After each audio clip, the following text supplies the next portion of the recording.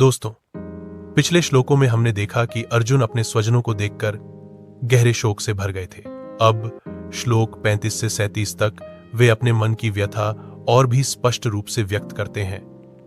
अर्जुन कहते हैं, हे मधुसूदन, मैं इन सबको मारकर राज्य, विजय या सुख बिल्कुल नहीं चाहता।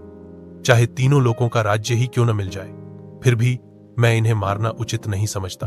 तो सिर्फ पृथ्वी का राज्य पाने के लिए इनका वध कैसे कर सकता हूं?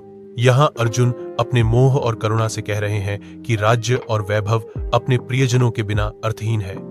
हे जनार्दन, धृतराष्ट्र के पुत्रों को मारकर हमें क्या सुख मिलेगा, बल्कि इन आतताइयों का वध करने पर भी पाप ही हमारे हिस्से में आएगा। अर्जुन के मन में धर्म और अधर्म की गहरी उलझन है।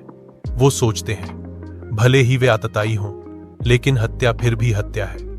इसलिए हे माधव, हमें अपने ही बंधु बांधवों को मारना उचित नहीं है। सोचिए, स्वजनों को मारकर हम सुखी कैसे हो सकते हैं? अर्जुन के शब्दों में करुणा, मोह और धर्म की दुविधा साफ दिखाई देती है। उनका हृदय कर्तव्य और ममता के बीच झूल रहा है। दोस्तों, यहां से हमें यह गहरी सीख मिलती है। कभी कभी जीवन में सबसे बड़ी उलझन यह नहीं होती कि क्या सही है और क्या गलत, बल्कि यह होती है कि हमारे सामने अपने ही लोग खड़े हों, तब सही निर्णय कैसे लिया जाए।